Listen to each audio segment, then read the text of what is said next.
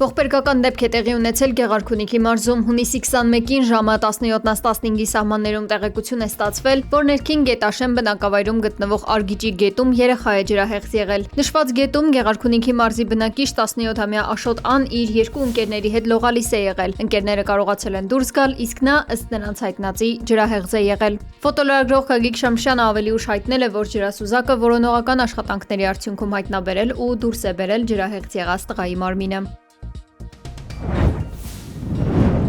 Արդեն մեկ շաբաթից ավելի է որոնվում է Փամբակ գետում հայտնված 13-ամյա Նարինե Մարտիրոսյանը։ Աշխատանքները ծավալվել են մինչև ափամերձ եւ մոտակա հատվածներ, հաշվի առնելով հավանականությունը, որ աղջկա մարմինը կարող է հեռու գնացած չլինել։ Գետի վարարության եւ ցածր տեսանելիության պատճառով աշխատանքները դադարեցվում են գիշերը եւ վերսկսվում վաղ առավոտյան։ Ողբերգական դեպքից 2 օր անց հունիսի 17-ին հայտնաբերվել էր աղջկա քրոջ 7-ամյա Նարե Մարտիրոսյանի մարմինը։ Սևանից ժամանած ջրասուզակը աղջկա մարմինը հայտնաբերել էր դեպքի հավանական վայրից մոտ 500 մետր հեռավորության վրա։ Նրան հողարկավորել են հունիսի 20-ին Հովտաշենում իրենց հայրենի գյուղում։ Չնայած մայրը խնդրել էր սպասել մինչև քրոջ մարմինն էլ կհայտնաբերվի։ Որոնողական աշխատանքներին արդեն իսկ ներգրաված են փրկարարներ տարբեր մարզերից, ջրասուզակներ, կամավորներ, գործի են դրվել բոլոր հնարավոր միջոցները՝ ջրանավակներ, ժամանակակից տեխնիկա, ներառյալ դրոններ։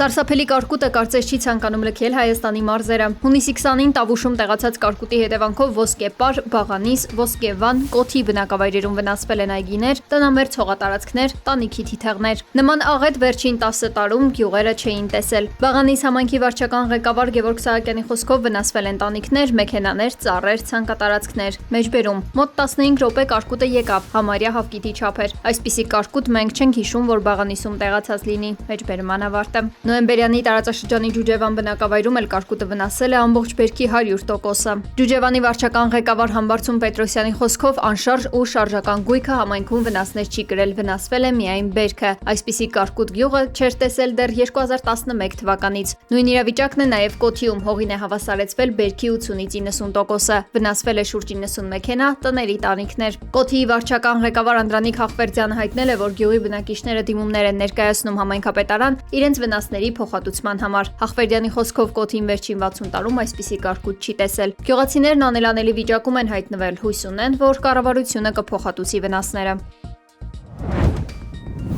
Շվեյցարիայում գերլարված պայմաններում ավարտվել են Իրանի եւ ԱՄՆ-ի միջև բանակցությունները։ Մինչ պատվիրակները կսկսեին բանակցությունները, ԱՄՆ նախագահ Դոնալդ Թրամփը մի քանի սպառնալիքներ է հնչեցրել։ Սկզբում իրանցի պաշտոնյաներին ասել է. «Եթե փակեք Հորմուզի նեղուցը, այլևս երկիր չեք ունենա։ Դուք նույնիսկ չեք վերադառնա ձեր անիծյալ երկիրը»։ Թրամփը սպառնացել է Իրանին հետագա հարվածներով, եթե Թեհրանը չվերսկսի Լիբանանում իրանամետ խմբավորումները։ Հետո անդրադարձել է Իրանի նախագահ Մասուդ Փեզեշքյանի կառավարմանը, ասելով, թե նա պետք է կարգի բերի իր երկիրը, հակառակ դեպքում իրենք կգրավեն Իրանի մնացած մասը։ Այս հայտարարություններին ի վերջո արձագանքել են պաշտոնական Թեհրանից։ Արտգործնախարարության խոսնակ Էսմայիլ Բաղային ասել է. «Մեջբերում ԱՄՆ նախագահն այսօր հայտարարել է, որ Միացյալ Նահանգները կարող է վերահսկողությունը ստանձնել Հորմուզի նեղուցի նկատմամբ, եթե չկարողանա համաձայնության գալ Իրանի հետ»։ Մեջբերման ավարտը։ Այս սպառնալիքներն ու հայտարարությունները հասել են մինչև Շվեյցարիա, իրանական պատվիրակության ականջին։ Սկզբում նրանք չեն ցանկացել լուսանկարանվել ամերիկյան պատվիրակության հետ, ինչը հստակ ֆիքսել են տեսախցիկները։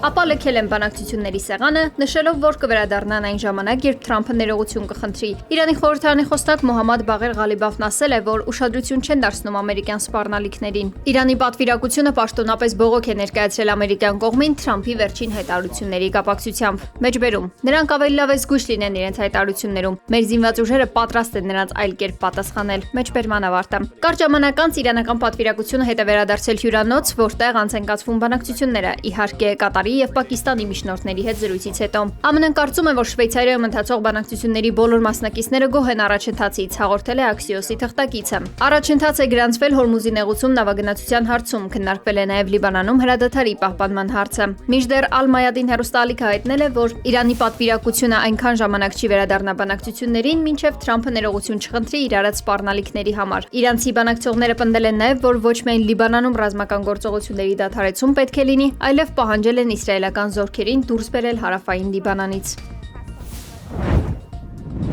Խոշոր պայթյուն է տեղի ունեցել Կատարի արդյունաբերական գործարաններից մեկում։ Հեղուկացված բնական գազի վերամշակման գլխավոր գործարանում պայթյունի հետևանքով վիրավորվել է 54 մարդ, ևս 18-ը համարվում է անհետ կորած։ Գործուղվել է Կատարի միջազգային որոնողափրկարարական խումբը։ Իշխանությունները դեռ չեն տրամադրել միջադեպի հետևանքով վիրավորվածների վիճակի մասին տեղեկություններ։ Այս ամենը բացատրելով տեխնիկական անսարքությամբ, պաշտոնյաները ավելի վաղ հայտարարել էին, որ դեպքի վայր ժամանած քաղաքացիական պաշտպանության խմբերը վիրավորներ չեն գրանցել։ Հայտարարվել է նաև, որ օբյեկտից որևէ արտահոսք չի եղել, որը կարող է վտանգ ներկայացնել հասարակական անվտանգության համար։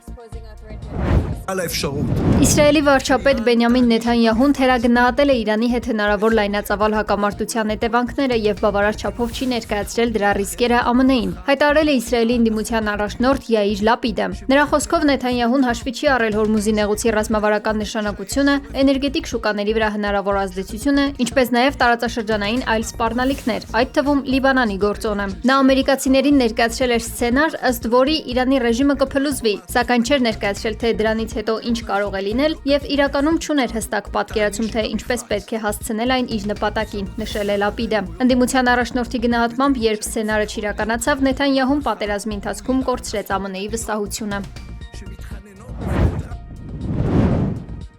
Բրիտանական The Guardian պարբերական հետաքննություն է անցկացրել, մանրամասն ուսումնասիրելով Իրանի Մինաբ քաղաքում աղջիկների տարրական դպրոցի շենքին հասցված հարվածը։ Պատերազմի առաջին օրը ամերիկյան հրետանին թիրախավորել էր դպրոցը, ինչի հետևանքով զոհվել էր 175 երեխա։ Բրիտանական լրատվամիջոցի տեղեկությունների համաձայն հարվածը հասցվել է Տոմահավք թևավոր հրթիռով։ Դեպքից գրեթե 4 ամիս անց Պենտագոնը հրապարակային բացատրություն չի ներկայացրել, թե ինչու է հարված հասցվել օբյեկտի, որը հետագայում նույնականացվել է որպես դպրոց։ Ներքին հետաքննության ընթացքը, ինչպես նշում են աղբյուրները, մնում է փակ, իսկ դրա արդյունքները կարող են գաղտնագրվել։ Հարձակումից անմիջապես հետո ԱՄՆ նախագահ Դոնալդ Թրամփը հայտարարել էր, թե խոսքը սխալի մասին է եւ որ հարվածը միտումնավոր չի եղել։ Սկզբում նաեւ հնչել էին վարկածներ, թե իբր թիրախը կարող է լինել ենթադրյալ ռազմական օբյեկտին հարակից տարածքը, իսկ սխալն առաջացել է թիրախավորման հնացած տվյալների պատճառով, որոնք չէին արտացոլում դպրոցի առկայությունը։ Հետաքննության տվյալներով նախնական եզրակացությունները ցույց են տալիս, որ առանցքային գործոնը հետախուզական տվյալների ոչ ժամանակային թարմացում Ենթադրյալ թիրախի հարևանությամբ գտնվող օբյեկտը չէր նույնականացվել որպես դպրոց եւ շարունակում էր դիտարկվել որպես հարվածի համար թույլատրելի թիրախ։ Հոդվածում նշվում է նաեւ, որ հարվածը կարող է լինել ոչ թե պատահականություն կամ սխալ հաշվարկ, այլ մտածված քայլ սպառնալիք Իսլամական Հանրապետությանը ենթարկեցնելու համար։